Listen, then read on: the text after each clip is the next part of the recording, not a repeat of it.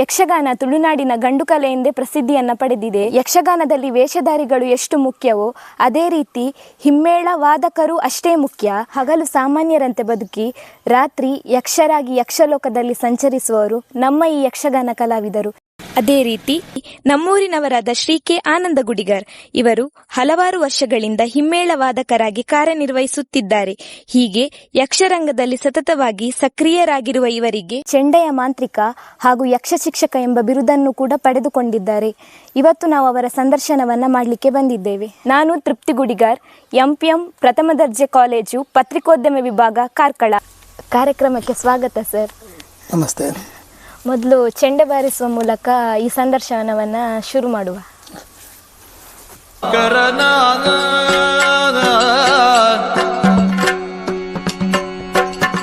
ಪಾವನ ಚರಿತ ಪುಣ್ಯೋದಯ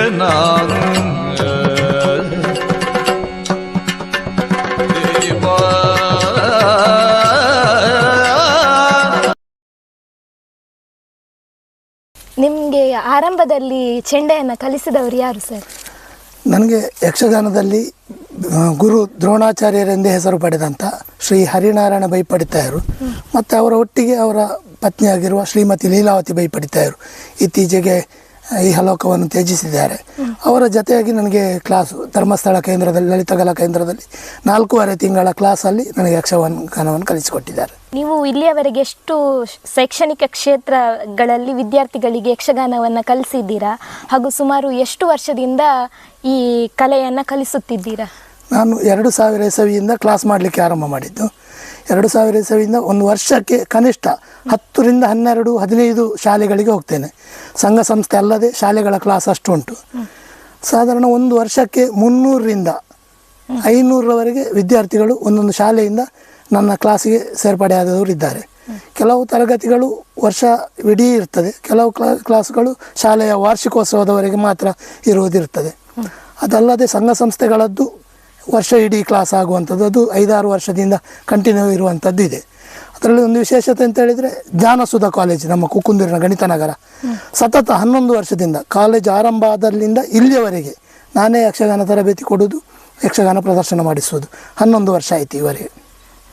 ನೀವು ಇಲ್ಲಿಯವರೆಗೆ ಎಷ್ಟು ಸ್ಥಳಗಳಲ್ಲಿ ಪ್ರದರ್ಶನವನ್ನು ಕೊಟ್ಟಿದ್ದೀರಾ? ನಮ್ಮ ಕರ್ನಾಟಕದ ಕರಾವಳಿ ಭಾಗ, ಕಾಸರಗೋಡು, ಕೇರಳ ಹಾಗೂ ಮೈಸೂರುವರೆಗೆ.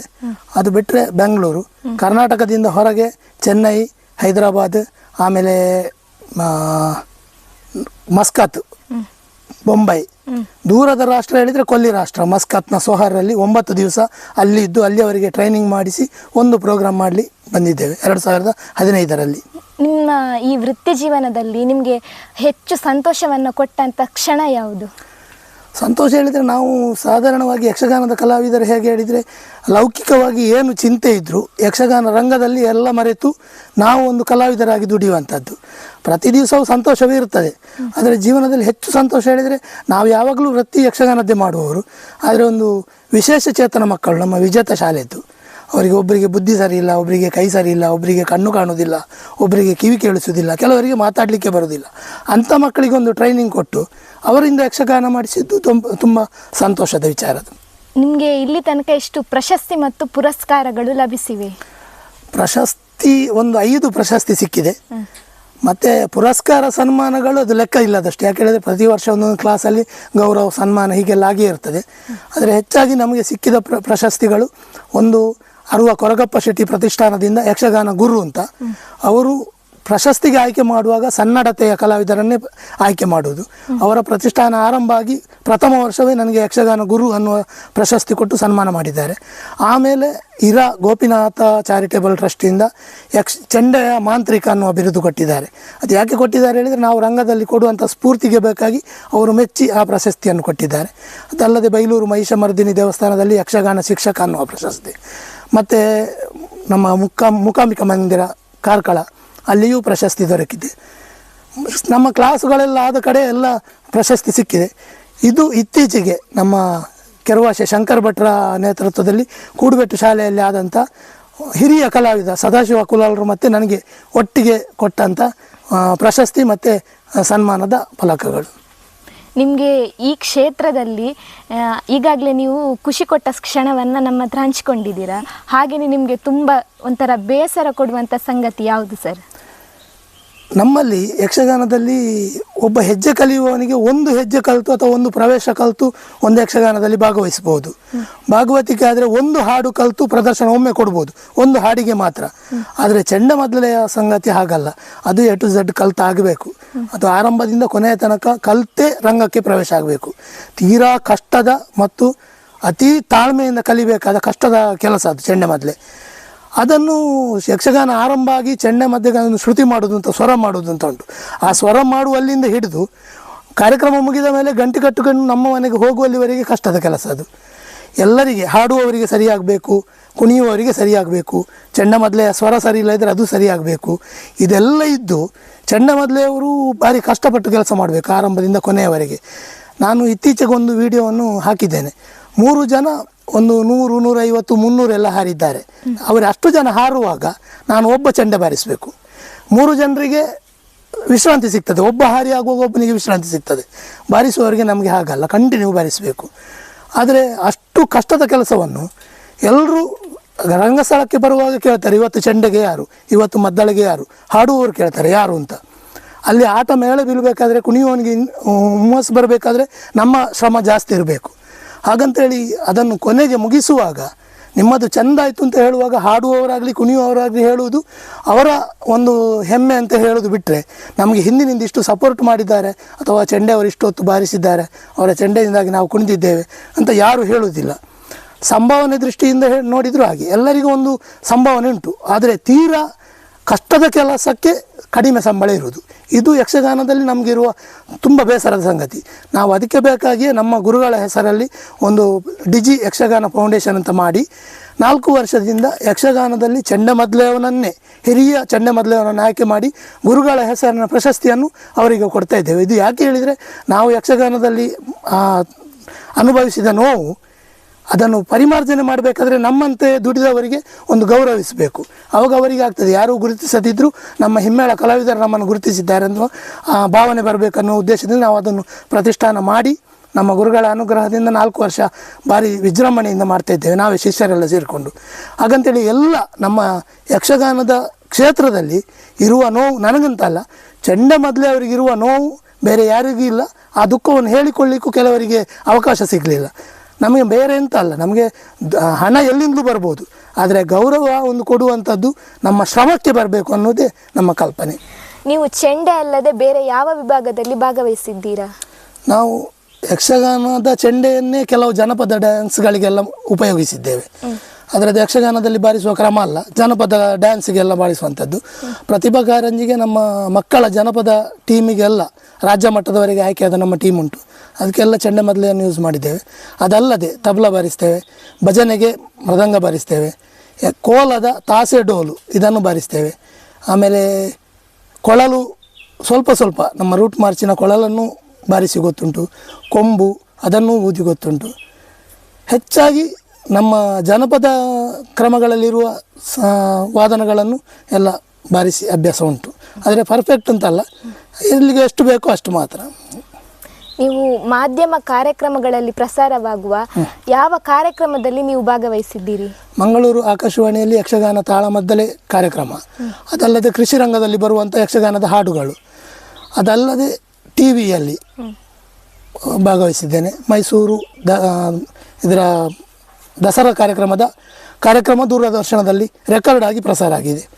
ಅದಲ್ಲದೆ ಟಿ ವಿಯಲ್ಲಿ ಬರುವಂಥ ಚಂದನದಲ್ಲಿ ರಾಮಾಯಣ ಸೀರಿಯಲ್ ಬರ್ತಾಯಿತ್ತು, ಅದು ಪ್ರೀತಿಯಿಂದ ಸೀರಿಯಲಲ್ಲಿ ಯಕ್ಷಗಾನದ ಒಂದು ತುಣುಕು, ಅದು ನಮ್ಮ ಶಿಷ್ಯ ವರ್ಗದವರನ್ನೇ ಕರ್ಕೊಂಡೋಗಿ ಒಂದು ಯಕ್ಷಗಾನದ ಸೀನನ್ನು ಅಲ್ಲಿ ಮಾಡಿ ತೋರಿಸಿದ್ದೇವೆ ಪ್ರೀತಿಯಿಂದ ಸೀರಿಯಲಲ್ಲಿ. ಬಣ್ಣ ಬಣ್ಣದ ಬದುಕು ಅದೊಂದು ಫಿಲ್ಮ್ ಇತ್ತು, ಅದರಲ್ಲಿ ನಾನು, ಬಲಿಪ ನಾರಾಯಣ ಭಾಗವತರು, ಕೆಲವು ಕಲಾವಿದರು ಅದರಲ್ಲಿ ಕೂಡ ಭಾಗವಹಿಸಿದ್ದೇವೆ. ನಿಮಗೆ ಈ ವೃತ್ತಿಯ ಬಗ್ಗೆ ಎಷ್ಟು ಅಭಿಮಾನ ಇದೆ? ಈ ವೃತ್ತಿ ನಮ್ಮ ಜೀವನಕ್ಕಿಂತ ಹೆಚ್ಚು. ನಮಗೊಂದು ಊಟ ಮಾಡೋದಿದ್ರೆ ನಮಗೊಂದು ಅನ್ನ ಕೊಟ್ಟಂಥ ಕ್ಷೇತ್ರ, ಅದನ್ನು ಯಾವತ್ತು ನಾವು ಗೌರವದಿಂದ ಪೂಜಿಸ್ತೇವೆ. ಅದು ನಮ್ಮ ಜೀವನಕ್ಕಿಂತ ಹೆಚ್ಚು ಪ್ರೀತಿ ಮಾಡ್ತೇವೆ, ಪೂಜಿಸ್ತೇವೆ. ಈಗ ಊರಿನ ಜನರು ನಿಮ್ಮ ಸಾಧನೆಯನ್ನು ಗೌರವಿಸಿ ಎಷ್ಟು ಅಭಿಮಾನವನ್ನು ವ್ಯಕ್ತಪಡಿಸ್ತಾರೆ? ಹಿತ್ತಿಲ ಗಿಡ ಮದ್ದಲ್ಲನ್ನು ಒಂದು ಗಾದೆ ಉಂಟು. ಅದು ಯಾವತ್ತಿದ್ರೂ ಊರಿನ ಒಳಗೆ ಎಷ್ಟು ನಾವು ಸಾಧನೆ ಮಾಡಿದರೂ ಊರಿನವರಿಗೆ ಅದರ ಕಲ್ಪನೆ ಬರುವುದು ಹೊರಗಿನ ಪ್ರಪಂಚದಿಂದ ಗೊತ್ತಾಗೋದು. ಮತ್ತು ನಾವು ಯಾವತ್ತು ಸಾಧನೆಯನ್ನು ನಾವು ಹೇಳಿಕೊಂಡು ಬರಬಾರ್ದು, ಸಾಧನೆ ಇನ್ನೊಬ್ಬರಿಗೆ ನಮ್ಮ ಪರಿಚಯವನ್ನು ಮಾಡಿಸಬೇಕು. ಹಾಗೆ ಇದ್ದ ನಮ್ಮ ಊರಲ್ಲಿ ಕೂಡ, ನಮ್ಮ ಊರಂತಲ್ಲ ಎಲ್ಲ ಊರಿನಲ್ಲಿ ಬೆಳೆಯುವ ಸಿರಿಯನ್ನು ಕೆಲವರು ಚಿವುಟುವವರು ಇರ್ತಾರೆ. ಅಂಥದ್ದೆಲ್ಲ ನಮ್ಮ ಜೀವನದಲ್ಲಿ ತುಂಬ ಆಗಿದೆ. ನಾವು ಕಲಿತು ಬಂದಾಗ ಇಲ್ಲಿ ಯಕ್ಷಗಾನ ಸಂಘ ಇತ್ತು, ನಮಗೆ ಅವಕಾಶ ಕೊಡ್ತಾ ಇರಲಿಲ್ಲ.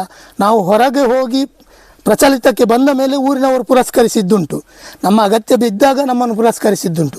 ಆದರೆ ನಮಗೆ ಯಾವುದೇ ಯಾರೊಬ್ಬರ ಪುರಸ್ಕಾರ ಆಗಲಿ ಗೌರವ ಆಗಲಿ ನಮಗೆ ಅಗತ್ಯ ಇಲ್ಲ. ನಾವೆಂತ ಹೇಳಿದರೆ ಕಲಾಕ್ಷೇತ್ರದಲ್ಲಿ ನಾವು ಸೇವೆ ಮಾಡುವಾಗ ನಮ್ಮದು ಏನುಂಟು ಅದನ್ನು ಮಾತ್ರ ಅರ್ಪಿಸುವುದು, ಮತ್ತು ಪ್ರತಿಫಲ ದೈವೇಚ್ಛೆ ಅದು ಕೊಡೋದು. ಹೊರಗಿನಿಂದ ತುಂಬ ಸನ್ಮಾನ ಆದ ಮೇಲೆ ಕೆರವಶೆಯಲ್ಲಿ ಗೌರವಿಸಿದ್ದಾರೆ. ಆಮೇಲೆ ಕೆರವಶೆ ಮಕ್ಕಳ ಯಕ್ಷಗಾನಕ್ಕೆಲ್ಲ ನಾವೇ 10-11 ವರ್ಷ ಮಕ್ಕಳಿಗೆ ಯಕ್ಷಗಾನ ಕಲಿಸಿ ಪ್ರದರ್ಶನ ಮಾಡಿದ್ದೇವೆ. ಆಟ ಆದಮೇಲೆ ಒಳ್ಳೆಯದಾಗ್ತದೆ ಹೇಳ್ತಾರೆ, ಆದರೆ ಕಲಿಸುವಾಗ ನಮಗೆ ಪ್ರೋತ್ಸಾಹ ಮಾಡುವವರು ಕಡಿಮೆ. ಆದರೆ ನಾವು ಅದರ ಬಗ್ಗೆ ಚಿಂತೆ ಮಾಡೋದಿಲ್ಲ. ಯಾಕೆ ಹೇಳಿದರೆ ಕಲಿಯುವವರ ಹುಮ್ಮಸ್ಸು ಎಷ್ಟು ಉಂಟು, ಅದರ ಮೇಲೆ ನಮ್ಮ ಜೀವನ ಶ್ರಮಕ್ಕಿಂತ ಹೆಚ್ಚು ಕಲಿಸಲಿಕ್ಕೆ ಪ್ರಯತ್ನ ಮಾಡ್ತೇವೆ. ಊರಿನವರ ಬಗ್ಗೆ ನಮಗೆ ಅಭಿಮಾನ ಉಂಟು. ಯಾಕೆ ಹೇಳಿದರೆ ಊರಿನಲ್ಲಿ ನಾವು ಇದ್ದುಕೊಂಡು ಅವರು ಗೌರವಿಸಲಿ, ಸ್ಥಾನಮಾನ ಕೊಡಲಿ ಕೊಡದೇ ಇರಲಿ, ನಮ್ಮ ಊರು ನಮ್ಮ ಜನಗಳು ಅಂತ ಹೆಮ್ಮೆ ನಮಗೆ ಇದ್ದೇ ಇದೆ. ಇಲ್ಲಿಯ ತನಕ ಹಲವಾರು ಪ್ರಸಂಗಗಳನ್ನು ಮಾಡಿದ್ದೀರಿ, ಅದರಲ್ಲಿ ನಿಮ್ಮ ನೆಚ್ಚಿನ ಪ್ರಸಂಗ ಯಾವುದು ಸರ್? ನಮಗೆ ಯಕ್ಷಗಾನದಲ್ಲಿ ನೆಚ್ಚಿನ ಪ್ರಸಂಗ ಅಂತ ಹೇಳಲಿಕ್ಕಿಲ್ಲ, ಆದರೆ ಸಾಧಾರಣ 30 ವರ್ಷದಲ್ಲಿ ಯಾವ ಪ್ರಸಂಗ ಅಂತ ನೆಚ್ಚಿಂತು ಅಂತ ಹೇಳೋದು. ಯಕ್ಷಗಾನದಲ್ಲಿ ನಮಗೆ ಎಲ್ಲ ಪ್ರಸಂಗವು ಮನಸ್ಸಿಗೆ ಮೆಚ್ಚುಗೆ ಆದದ್ದೇ. ಅದರಲ್ಲಿ ಕೆಲವು ಕಲಾವಿದರಿಂದಾಗಿ ಕೆಲವು ಹಾಳಾಗುವ ಪ್ರಸಂಗ ಉಂಟು, ಅದೆಲ್ಲ ನಮಗೆ ಈ ಕಾಲ್ಪನಿಕ ಕಥೆಗಳಲ್ಲಿ ನಮಗೆ ಇಷ್ಟ ಆಗೋದಿಲ್ಲ. ಪೌರಾಣಿಕ ಪ್ರಸಂಗಗಳು ನಮಗೆ ಎಲ್ಲವೂ ಇಷ್ಟವೇ. ಕಾಲ್ಪನಿಕ ಕಥೆಗಳು ಕೂಡ ಅದೊಂದು ಯಕ್ಷಗಾನೀಯವಾಗಿದ್ದದ್ದು ನಮಗೆಲ್ಲ ಇಷ್ಟವೇ ಉಂಟು. ಆದರೆ ಈಗೆಲ್ಲ ಸಿನಿಮೀಯ ರೀತಿಯ ಯಕ್ಷಗಾನಗಳು ಬಂದದ್ದು ಅದು ನಮಗೆ ಮನಸ್ಸಿಗೆ ಹಚ್ಚುವುದಿಲ್ಲ, ನಮ್ಮ ಕರ್ತವ್ಯಕ್ಕೂ ಕೂಡ ಅದು ಹಿಡಿಸುವುದಿಲ್ಲ. ಆದರೆ ಜೀವನೋಪಾಯಕ್ಕೆ ಕರೆಯುವಾಗ ವೃತ್ತಿ ಅನ್ನುವ ಕಾರಣದಿಂದ ಅಲ್ಲಿ ಹೋಗಿ ದುಡಿತೇವೆ, ಆದರೆ ಮಾನಸಿಕವಾಗಿ ಅದರಲ್ಲಿ ನೆಮ್ಮದಿರುವುದಿಲ್ಲ. ತುಳು ಅಥವಾ ಕಾಲ್ಪನಿಕ ಕಥೆಗಳು ನಮಗೆ ಅಷ್ಟು ಇಷ್ಟವಾಗೋದಿಲ್ಲ. ನೀವು ಈಗಾಗಲೇ ಹಲವಾರು ಯಕ್ಷಗಾನ ಪ್ರಸಂಗಗಳನ್ನು ನೋಡಿದ್ದೀರಿ, ಹಾಗೂ ಅದರಲ್ಲಿ ನೀವು ಕೂಡ ಒಂದು ಪಾತ್ರವನ್ನು ವಹಿಸಿದ್ದೀರಿ. ಅದರಂತೆಯೇ ಈಗ ಇಂದಿನ ಯಕ್ಷಗಾನಕ್ಕೂ ಅಥವಾ ಈ ಹಿಂದೆ ಇದ್ದ ಯಕ್ಷಗಾನಕ್ಕೂ ಇರುವ ವ್ಯತ್ಯಾಸ ಏನು ಹೇಳ್ಬೋದು ಸರ್? ನಾವು ಯಕ್ಷಗಾನಕ್ಕೆ ನಾನು ಹೋಗುವ ಸಮಯದಲ್ಲಿ 1994ರಲ್ಲಿ ಆಗ ಯಕ್ಷಗಾನ ಹೇಗಿತ್ತು ಹೇಳಿದರೆ, ಈಗಿನ ಹಾಗೆ ವಾಹನಗಳು ಇರಲಿಲ್ಲ, ಮಾಧ್ಯಮಗಳು ಕಡಿಮೆ ಇತ್ತು. ತಲೆಯಲ್ಲಿ ಪೆಟ್ಟಿಗೆ ಹೊತ್ತುಕೊಂಡು ಹೋಗಿ ಒಂದೂರಿಂದ ಒಂದೂರಿಗೆ ಎತ್ತಿನ ಗಾಡಿಯಲ್ಲಿ ಹೋಗಿ ಯಕ್ಷಗಾನ ಮಾಡಿದ್ದುಂಟು. ಆದರೆ ನಾನು ಹೋಗುವ ಕಾಲದಲ್ಲಿ ಸಾಧಾರಣ ಲಾರಿ ಒಂದು ಸಿಕ್ಕಿದೆ, ಲಾರಿಯಲ್ಲಿ ಹೋಗುವುದು. ಆದರೆ ಆವಾಗ ಇದ್ದ ನೆಮ್ಮದಿ ಈಗ ಇಲ್ಲ. ಈಗ ಯಾಕೆ ಹೇಳಿದರೆ ಎಲ್ಲ ರೀತಿಯ ವ್ಯವಸ್ಥೆ ಉಂಟು, ಮಾಧ್ಯಮಗಳು ಉಂಟು, ಆದರೆ ಕಲಿಯುವವರ ಹುಮ್ಮಸ್ಸು ಎಷ್ಟುವರೆಗಾಗಿದೆ ಹೇಳಿದರೆ ಶ್ರಮ ಹಾಕದೆ, ಶಿಕ್ಷೆ ಇಲ್ಲದೆ ಶಿಕ್ಷಣ ಇಲ್ಲ ಅಂತ ಒಂದು ಗಾದೆ ಇತ್ತು. ಆದರೆ ಈಗ ಶಿಕ್ಷೆ ಇಲ್ಲ, ಶಿಕ್ಷಣ ಉಂಟು. ಆ ಶಿಕ್ಷಣ ಎಷ್ಟು ಹೇಳಿದರೆ ಅವರ ಮಟ್ಟಕ್ಕೆ ಮಾತ್ರ, ಅದು ಇನ್ನೊಬ್ಬರಿಗೆ ಆದರ್ಶರು ಅಂತ ಹೇಳುವ ಹಾಗಿಲ್ಲ. ನಾವಿರುವ ಕಾಲದಲ್ಲಿ ಹಾಗೆಲ್ಲ, ನಾವು ಹೋಗಿ ಇನ್ನೊಬ್ಬರ ಸೇವೆ ಮಾಡಿ ನಾವು ಕಲಿಬೇಕಿತ್ತು. ದೊಡ್ಡವರು ಕಲಾವಿದರು ಯಾರಿದ್ದಾರೆ ಅವರ ಚಾಕರಿ ಮಾಡಬೇಕು, ಅವರಿಗೆ ಏನು ಸಹಾಯ ಬೇಕು ಅದನ್ನು ನಾವು ಕೊಟ್ಟು ನಾವು ಕಲಿಬೇಕಿತ್ತು. ಇಲ್ಲದ್ರೆ ಅವಕಾಶ ಇರಲಿಲ್ಲ. ನಮ್ಮ ಕಾಲದಲ್ಲಿ ಒಂದು ಚೆಂಡೆ ಮೊದಲೇ ನಮ್ಮ ಕೈಗೆ ಮುಟ್ಟಲಿಕ್ಕೆ ಸಿಗ್ತಾ ಇರಲಿಲ್ಲ. ಈಗ ಹಾಗಲ್ಲ, ಈಗ ಕಲಿಯುವವರಿಗೆ ಮೊದಲೇ ಚೆಂಡೆ ಮೊದಲೇ ಕೊಡ್ತಾರೆ. ನಾವು ಕಲಿತ ಮೇಲೆ ನಮಗೆ ಚೆಂಡೆ ಮೊದಲೇ ಸಿಗುವುದು. ಈಗ ಹಾಗಲ್ಲ, ಅವರಿಗೆ ಮೊದಲೇ ಚೆಂಡೆ ಮೊದಲೇ ಕೊಡ್ತಾರೆ. ಹಾಗಾಗಿ ಅದರ ಬಗ್ಗೆ ತಾತ್ಸಾರ ಭಾವನೆ ಉಂಟು. ಮೊದಲನೇ ಯಕ್ಷಗಾನದಲ್ಲಿ ಶಿಕ್ಷೆಯೂ ಇತ್ತು, ಶಿಕ್ಷಣವೂ ಇತ್ತು. ಈಗಿನ ಯಕ್ಷಗಾನದಲ್ಲಿ ಶಿಕ್ಷೆ ಇಲ್ಲ, ಶಿಕ್ಷಣವು ಮಟ್ಟ ಕಡಿಮೆ ಆಗಿದೆ. ಹಾಗೆ ವ್ಯತ್ಯಾಸ ಉಂಟು. ಈಗಾಗಲೇ ಯಕ್ಷಗಾನವನ್ನು ಕಲಿಯುತ್ತಿರುವವರಿಗೆ ಹಾಗೂ ಯಕ್ಷಗಾನ ಕಲಾವಿದರಿಗೆ ನಿಮ್ಮ ಕಿವಿಮಾತು ಏನು ಸರ್? ಯಕ್ಷಗಾನ ಎಂಬುದೊಂದು ಸರ್ವಾಂಗ ಸುಂದರ ಕಲೆ, ಹಾಗೂ ಭಕ್ತಿಯಿಂದ, ಶ್ರದ್ಧೆಯಿಂದ, ತಾಳ್ಮೆಯಿಂದ ಕಲಿಯುವಂಥ ವಿದ್ಯೆ. ಅದು ಯಾವತ್ತೂ ಸರಸ್ವತಿ ಲಕ್ಷ್ಮಿಗೆ ಒಲಿಯುವುದಿಲ್ಲ. ಹೇಳಿದರೆ ಹಣಕ್ಕೆ ಸರಸ್ವತಿ ಒಲಿಯುವುದಿಲ್ಲ, ತಪಸ್ಸಿಗೆ ಸರಸ್ವತಿ ಒಲಿತಾಳೆ. ಹಾಗಂತೇಳಿ ನಾವು ತಪಸ್ಸು ಮಾಡಿದರೆ ಮಾತ್ರ ಯಕ್ಷಗಾನವನ್ನು ಕಲೀಲಿಕ್ಕೆ ಆಗೋದು. ನಾನು 1,000 ರೂಪಾಯಿ ಕೊಡ್ತೇನೆ ನನಗೆ ಕಲಿಸಿ ಅಂತ ಹೇಳಿದರೆ ಅವರ ಚಿತ್ತಕ್ಕೆ ಬಂದರೆ ಮಾತ್ರ ಕಲಿಸಲಿಕ್ಕೆ ಆಗೋದು. ದುಡ್ಡಿಗಾಗಿ ಅದನ್ನು ಕಲೀಲಿಕ್ಕೆ ಆಗೋದಿಲ್ಲ. ಅವರವರ ತಾಳ್ಮೆಯಿಂದ ಕಲಿಬೇಕು. ಮತ್ತು ಈಗ ಕಲಿಯುವವರಿಗೆ ಯಾರು ಕಲಿಸ್ತಾರೆ ಅಥವಾ ಹಿರಿಯ ಪರಂಪರೆ ಏನುಂಟು ಆ ಕಲಾವಿದರನ್ನು ಗೌರವಿಸುವ ಗುಣ ಬೇಕು, ಮತ್ತು ಕಲೆಯನ್ನು ಆರಾಧಿಸುವ ಗುಣ ಬೇಕು.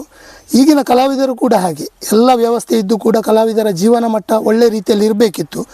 ಆದರೆ ತುಂಬ ದುಶ್ಚಟಗಳಿಗೆ ಬಲಿಯಾಗಿ ಯಕ್ಷಗಾನದ ಕಲಾವಿದರ ಸಂಸಾರವೇ ತುಂಬ ಅಲ್ಲೋಲ ಕಲ್ಲೋಲ ಆಗ್ತಾ ಉಂಟು. ಹಾಗೆ ಆಗಬಾರ್ದು ಅಂತ ಹೇಳಿದರೆ ಕಲಾವಿದ ಸ್ಥಿತಪ್ರಜ್ಞನಾಗಬೇಕು. ನಾವೀಗ ಒಂದು ಕ್ಷೇತ್ರಕ್ಕೆ ಹೋದ ಮೇಲೆ ನಮ್ಮ ಸ್ವಪ್ರತಿಷ್ಠೆ ಅಥವಾ ಸ್ವಾಭಿಮಾನ ಉಳಿಬೇಕಾದ್ರೆ ನಾವು ಸತ್ಯದ ನಡೆಯಲ್ಲಿರಬೇಕು, ಧರ್ಮದ ನಡೆಯಲ್ಲಿರಬೇಕು. ಈಗ ಕಲಿಯುವ ಕಲಾವಿದರಿಗೂ ಹಾಗೆ ಏನು ಯಕ್ಷಗಾನ ಈಗ ಕಾಣ್ತಾ ಉಂಟು ಅದಕ್ಕಿಂತ ವಿಶಿಷ್ಟವಾದ ಸ್ಥಾನಮಾನ ಅದಕ್ಕೆ ಇತ್ತು ಪೂರ್ವದಲ್ಲಿ. ಅದನ್ನು ಕಲಿತು ಮುಂದೆ ಬರಬೇಕು. ಈಗಿರುವ ಯಕ್ಷಗಾನವನ್ನು ಖಾಲಿ ವಿಡಿಯೋದಲ್ಲಿ ನೋಡಿ ಯಕ್ಷಗಾನ ಮಾಡೋದು ಅಥವಾ ಒಂದು ಪದ್ಯಕ್ಕೆ ಡ್ಯಾನ್ಸ್ ಮಾಡಿದರೆ ನಾನು ಯಕ್ಷಗಾನ ಮಾಡಿದ್ದೆ ಅಂತ ಅಲ್ಲ. ಅದರ ಏನು ಹಿಂದಿನಿಂದ ನಡೆದುಕೊಂಡು ಬಂದ ಕ್ರಮ ಉಂಟು ಅದನ್ನೆಲ್ಲ ಕಲಿತು ಬೆಳಗಬೇಕು. ಆವಾಗ ಕಲಾವಿದ ಮುಂದೆ ಬರಲಿಕ್ಕೆ ಸಾಧ್ಯತೆ ಉಂಟು. ಯಕ್ಷಗಾನ ಕಲಾವಿದರು ಕೂಡ ಹಾಗೆ ಏನು ತಮಗೆ ಸಿಕ್ಕಿದ ಕಲಾ ಸೇವೆಯ ಅವಕಾಶ ಉಂಟು ಅದನ್ನು ತನ್ನ ಜೀವನವನ್ನು ಉತ್ತಮ ಮಾಡಿಕೊಂಡು ಇನ್ನೊಬ್ಬರಿಗೆ ಆದರ್ಶರಾಗುವ ಹಾಗೆ ಅವರು ಪ್ರಯತ್ನಿಸಬೇಕು. ಎಲ್ಲ ಕಲಾವಿದರು ಕೂಡ ಯಕ್ಷಗಾನವನ್ನು ಉಳಿಸುವಲ್ಲಿ ಸತತ ಪ್ರಯತ್ನ ಮಾಡಬೇಕು. ಇದು ನನ್ನ ಕಿವಿ ಮಾತು. ಈ ಹಿಂದೆ ನಾನು ಕೂಡ ನಿಮ್ಮ ಶಿಷ್ಯಲಾಗಿದ್ದವಳೆ. ನೀವು ಯಾವ ರೀತಿ ಯಕ್ಷಗಾನವನ್ನ ಕಲಿಸ್ತೀರಾ ಮತ್ತು ರಂಗದಲ್ಲಿ ಯಾರಾದರೂ ಸ್ವಲ್ಪ ನಿಂತರೆ ಕೂಡ ನೀವು ಅವರಿಗೆ ಹಿಂದೆಯಿಂದ ಎಷ್ಟು ಹುಮ್ಮಸ್ಸನ್ನು ನೀಡ್ತೀರಾ ಎಂಬುದು ನನಗೆ ತಿಳಿದಿದೆ. ಮೊದಲ ಬಾರಿ ನಾನು ಕೂಡ ನರ್ವಸ್ ಆಗಿದ್ದೆ ಸ್ಟೇಜಿಗೆ ಹೋದಾಗ. ನೀವು ಹಿಂದೆ ನಮಗೆ ಕೊಟ್ಟಂಥ ಹುಮ್ಮಸ್ಸೇ ನಾವಲ್ಲಿ ಮಾತಾಡಲಿಕ್ಕೆ ಮತ್ತು ನಲಿಲಿಕ್ಕೆ ನಮಗೆ ಸಾಧ್ಯ ಆದದ್ದು ಸರ್. ನಿಮಗೆ ಇನ್ನಷ್ಟು ಅವಕಾಶ ಸಿಗಲಿ ಮತ್ತು ಇನ್ನಷ್ಟು ವಿದ್ಯಾರ್ಥಿಗಳು ನಿಮ್ಮಿಂದ ಕಲಿತು ಈ ಕಲೆಯನ್ನು ಮುಂದಿನ ಪೀಳಿಗೆಗೂ ಉಳಿಸ್ಕೊಂಡು ಹೋಗಲಿ ಸರ್. ನಿಮ್ಮ ಅಮೂಲ್ಯವಾದಂಥ ಸಮಯವನ್ನು ನಮಗೆ ಮೀಸಲಿಟ್ಟಿದ್ದಕ್ಕೆ ತುಂಬ ಧನ್ಯವಾದ ಸರ್. ಅವಕಾಶಕ್ಕೆ ನಿಮಗೂ ಧನ್ಯವಾದ. ಶುಭವಾಗಲಿ.